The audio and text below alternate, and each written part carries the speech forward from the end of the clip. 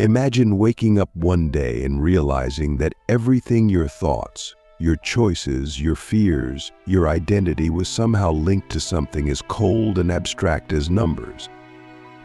Not the numbers in your bank account or on your calendar. Deeper numbers. The invisible ones that form the skeleton of reality. The ones that show up in nature, in your dreams, in your relationships, in your sense of self. You're not just counting numbers, you're being counted by them. And what if everything you believed about free will was just a dance choreographed by a numerical rhythm older than time? Click subscribe to this channel to get more profound insights. We live in a world ruled by numbers. You were born on a date, given a name, assigned a number. You went to school and got graded, ranked. You learned to measure your worth through numbers: your height, your weight, your followers, your salary. You count your steps, your calories, your hours of sleep. You even try to count your happiness on a scale of 1 to 10. How fulfilled are you today? But no one stops to ask, why do we trust numbers so much? Why do they feel more real than our emotions? The ancient Greeks believed numbers weren't just tools, they were entities. Pythagoras, a mystic mathematician, said, all is number. Not metaphorically, but literally. He believed that numbers were the hidden language of the universe. Not just data, but consciousness. What if every number you see carries a vibration, and that vibration subtly affects your psyche? What if numbers are not neutral? What if they speak to you, even when you're not listening? Take the number 3. It shows up in religion, in storytelling, in nature. Birth, life, death, past, present, future, mind, body, soul, and we gravitate toward it unconsciously. Why is a story always best told in 3 acts? Why does a triangle feel complete? Why do we find comfort in that rhythm? It's not because we were taught it, it's because it's embedded in us. We are mathematical beings before we are logical ones. Now think about this. When you look at a clock, do you feel time or do you see numbers? When you fall in love, do you experience it as a number of days, messages, and milestones? Or do you just feel it until someone asks, how long have you two been together? And suddenly, even love becomes a number. This is the trap. Numbers give us the illusion of control. We think if we can measure something, we can master it. But what if by measuring it, we're actually reducing it? Carl Jung warned us about this. He said, the pendulum of the mind oscillates between sense and nonsense, not between right and wrong. And numbers in our culture have become the symbol of sense. But in doing so, we exiled mystery. We labeled the unmeasurable as irrational. We began to fear what couldn't be quantified. And that fear made us predictable, easy to track, easy to control. What's more dangerous, a person who acts on instinct or a person whose entire behavior can be predicted by data? If you always wake up at 7, check your phone for 42 minutes, eat 500 calories, and scroll through 1,200 pieces of content, are you living or are you just a machine running a numerical program? Who programmed you? And why? Let's go deeper. Consider the Enneagram, a system that classifies human personality into 9 core types, each driven by a different fear and desire. 9 numbers, 9 archetypes. People resonate deeply with this. Why? Because numbers simplify us. They give us identity, structure, meaning. But they also limit us. They say, "This is who you are." And we stop asking, "Who could I become?" We love numbers because they give us answers. But real transformation doesn't live in answers. It lives in questions. And numbers rarely ask questions, they just declare. They are rigid, final. But the psyche is fluid, evolving. When numbers try to define the psyche, something gets lost. The soul becomes a statistic.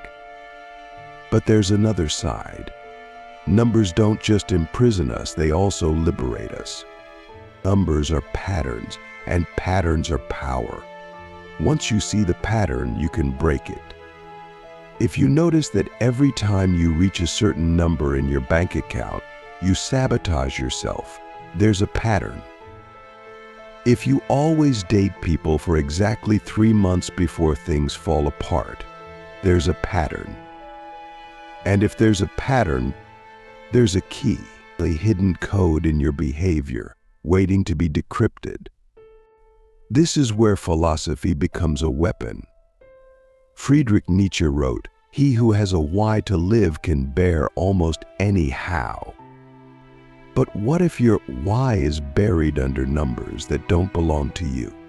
Numbers that were handed to you by a system that profits from your confusion. Your self-worth equals productivity. Your intelligence equals grades. Your beauty equals symmetry. These equations are traps, and we walk into them smiling because they make life easier to explain. But you are not here to be explained. You are here to be experienced, and experience cannot be reduced to numbers. No equation can capture grief. No chart can measure awe. No algorithm can contain the fullness of your being. And yet we keep trying, because numbers are seductive. They promise certainty, but the psyche doesn't want certainty. It wants meaning. So here's the real mystery.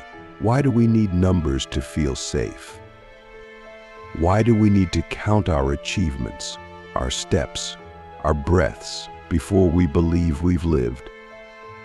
What are we afraid of if we stop counting? Maybe we're afraid we'll disappear, that without numbers we'll be nothing. But maybe the truth is the opposite. Maybe only when we stop counting do we truly become infinite. Let's turn this into something actionable. Watch your day. Not just your actions, but your numerical habits. How many times do you check the time? How many likes do you chase? How often do you define success through digits? Then ask yourself, what would I do if numbers didn't exist? Would you still wake up at the same time? Would you still care about how fast you're progressing? Would you still measure your value by what you've accomplished? To truly understand the mystery of numbers and the human psyche, we must become both scientist and mystic. We must observe, but also feel. We must track patterns, but also trust intuition. Numbers are not the enemy, but they are not God either. They are a lens, not the truth itself. Think about this. The Fibonacci sequence appears in flowers, in galaxies, in hurricanes. But it also appears in your fingerprints, in your DNA. That's not coincidence. That's design. You are a numerical being. Not in the robotic sense, but in the divine sense. Numbers are the architecture of your soul. But architecture is not identity. A house is not a home. A number is not a person. Socrates said, "The unexamined life is not worth living." But the overmeasured life is not truly lived. You must live somewhere between the two, aware of the numbers, but not owned by them. You must learn to dance with them, not be disciplined by them. So here's a final question for this part of the journey. What number has the most power over you, and why?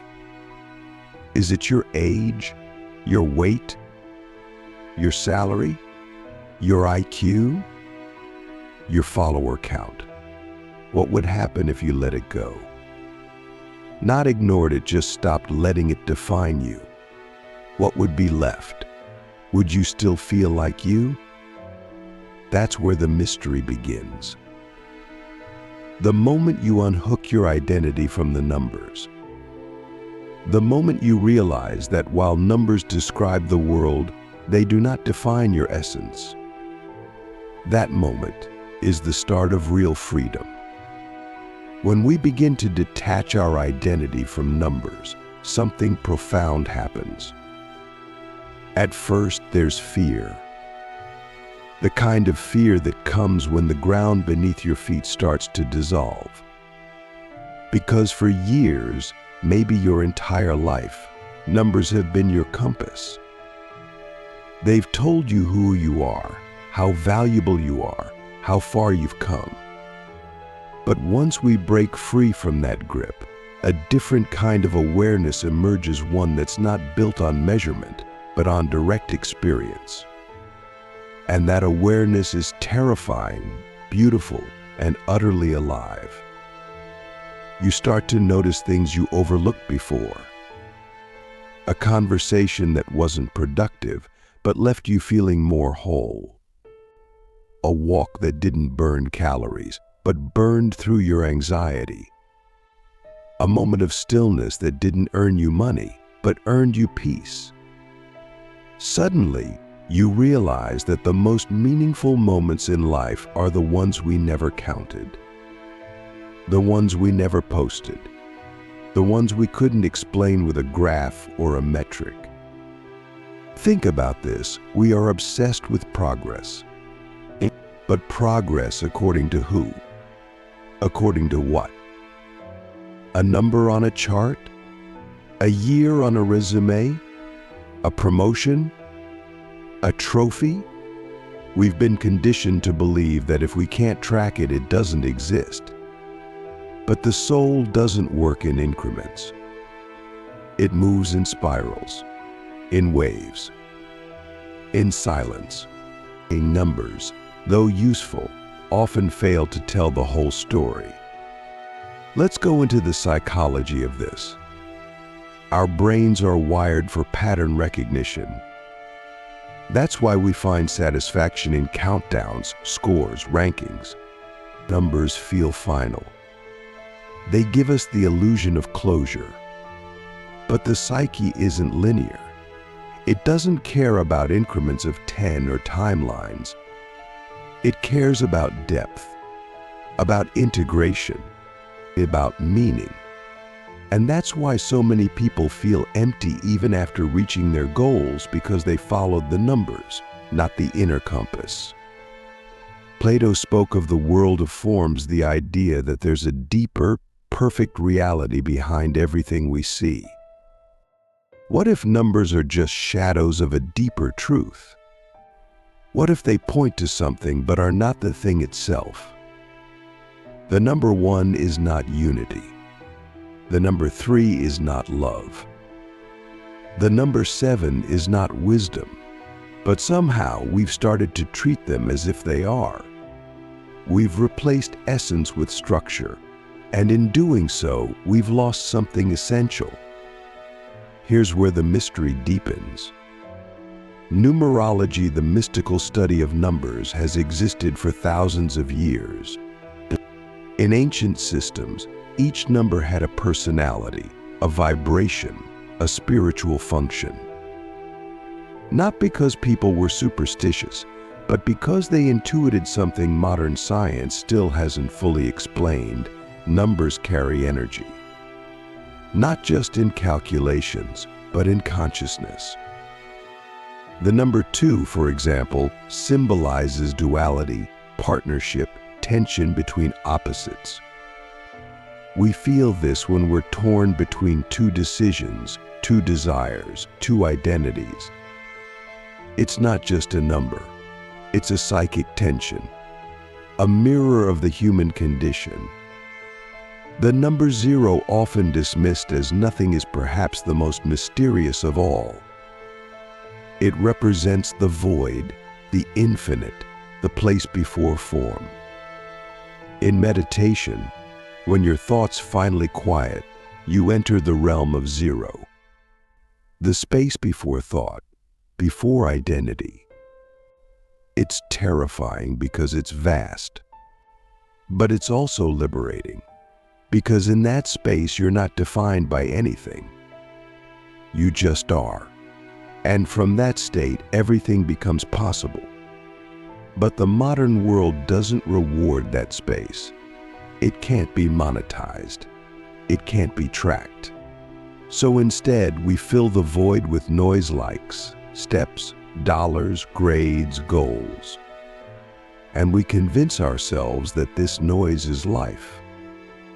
But deep down, we know it's not. We feel it when we're alone at night, scrolling through numbers that don't mean anything anymore. Let's bring this back to reality. Have you ever been in a situation where the numbers said one thing, but your gut said another? Maybe your job was paying well, but your soul was starving. Maybe a relationship looked perfect on paper, but you couldn't breathe. That's the conflict between the numerical and the intuitive. And when we ignore our intuition in favor of the numbers, we betray ourselves. But there's a way through, a way to integrate numbers without being enslaved by them. First, we must reverse the direction of power.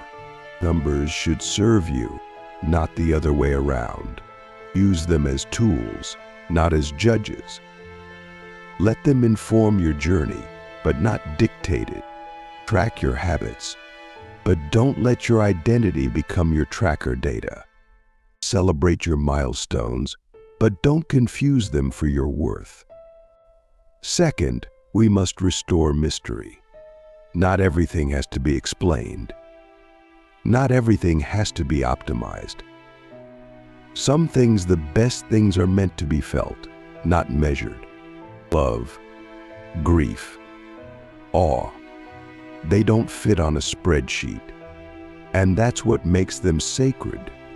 When you allow space for the unquantifiable, you allow space for the soul. Third, we have to confront our fear of the immeasurable.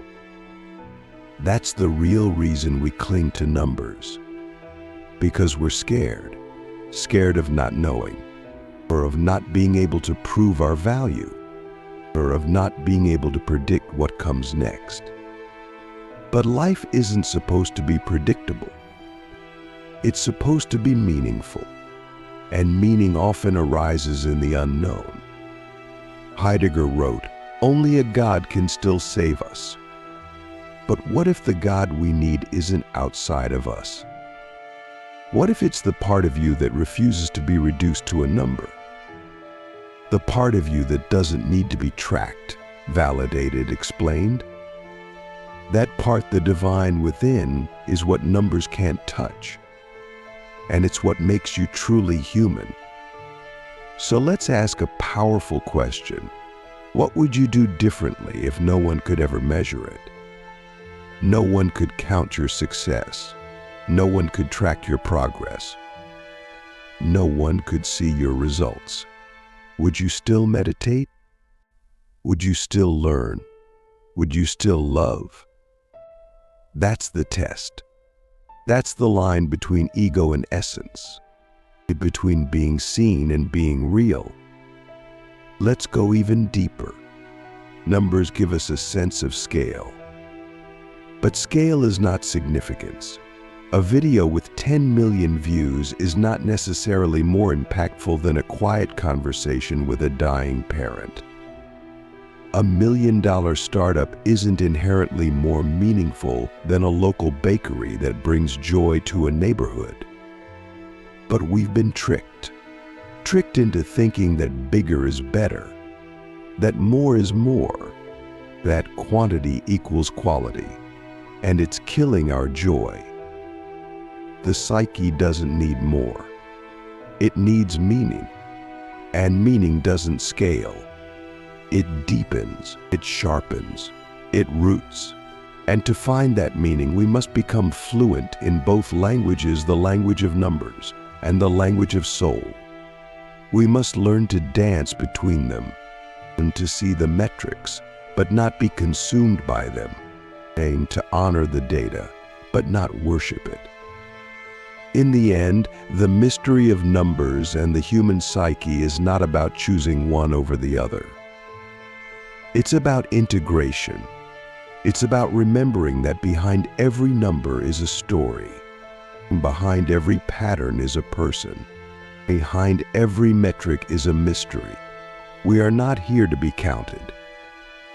We are here to count to make our lives count, not in digits, but in depth. So tonight, before you sleep, ask yourself this: where in my life have I let numbers replace meaning? And what would happen, really happen, if I let mystery come back in? By now, you've begun to sense something deeper, not just intellectually, but viscerally in your thoughts, in your memories, in your breath.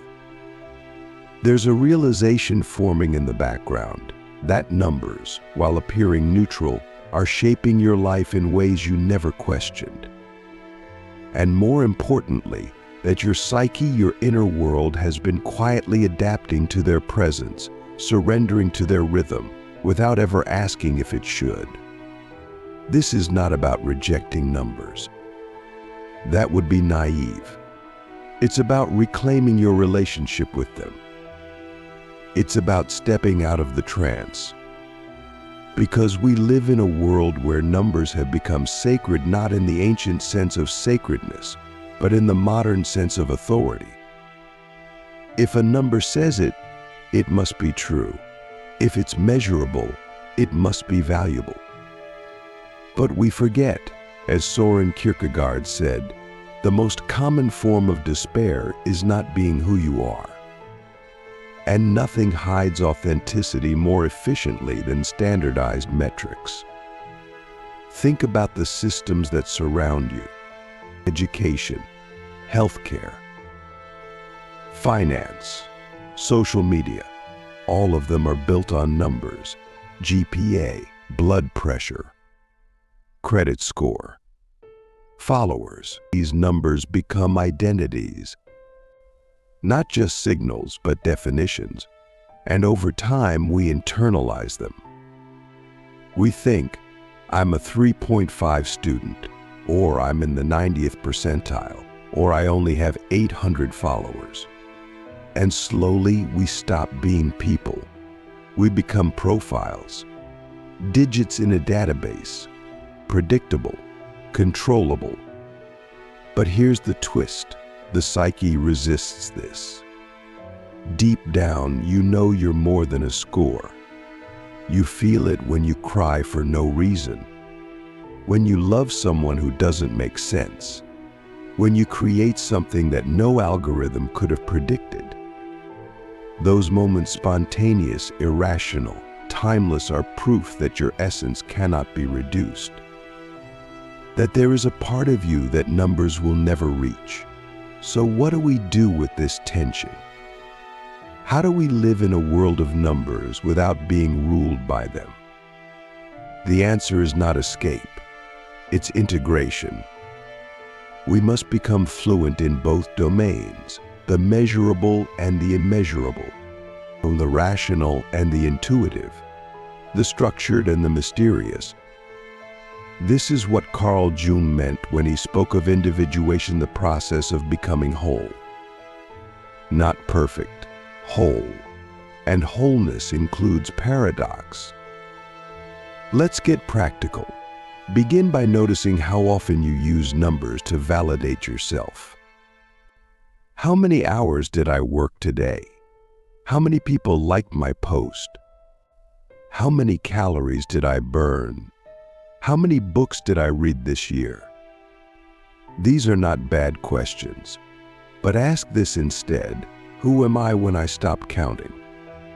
Try this exercise. Spend one day without numbers. No clock, no phone, no social media. Eat when you're hungry. Rest when you're tired. Speak when you feel moved. Let time dissolve. Let your value be felt, not measured.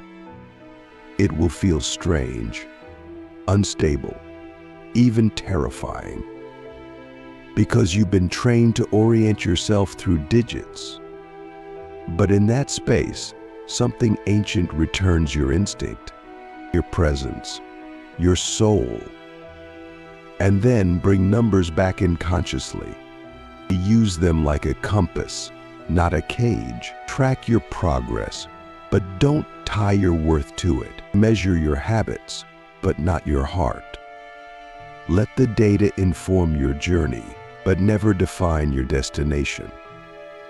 You are not here to be efficient. You are here to be alive. Let's speak about the future. AI, algorithms, machine learning, all powered by numbers. An ever-growing system designed to predict, optimize, and control. It's brilliant. But it's also dangerous, because the more we rely on machines to tell us who we are, the more we forget how to listen to ourselves. The more we trust numbers, the less we trust nuance. And nuance is where humanity lives. Nietzsche wrote, "He who fights with monsters should look to it that he himself does not become a monster." If we fight the cold logic of data with more cold logic, we lose. The only way to stay human in a world of machines is to embrace what they can't replicate: intuition, empathy, mystery, soul. A machine can calculate the probability of love, but it cannot feel longing. It can measure brain activity, but it cannot grasp the weight of grief. It can predict behavior, but it cannot understand the why behind a sacrifice. So we must protect that, not by rejecting technology, but by remembering what it cannot touch. The part of you that cannot be coded. The part of you that weeps at music, that dreams without reason, that holds a stranger's hand in silence. That is not a glitch in the system. That is the truth under the numbers. And here is the great paradox. Numbers can lead us to the edge of the mystery, but they cannot cross it. They can describe the pattern of a spiral, but they cannot explain why it moves us. They can chart the stars, but not the feeling of standing beneath them. They can calculate the odds of success, but not the meaning of a single act of courage. The philosopher Blaise Pascal said, "The heart has its reasons, which reason does not know." And the psyche knows this. It longs for meaning, not metrics, and for connection, not calculation, for depth, not data. If we forget this, we risk becoming efficient machines with empty hearts. But if we remember, we can use numbers as tools to build, not prisons to live in. So here's the final question, the one that only you can answer. What is the one thing in your life that cannot be measured, but matters the most? And what would it look like to live as if that was your compass? Because in the end, numbers will fade. The charts, the stats, the rankings, none of them will be carved on your gravestone. What will remain are the moments no one could count, the unseen kindness, the unspoken forgiveness, the unmeasurable courage, the mystery of you. And that mystery is not a problem to be solved. It is a truth to be lived. Fully, freely, fiercely. You are not here to be calculated. You are here to be felt.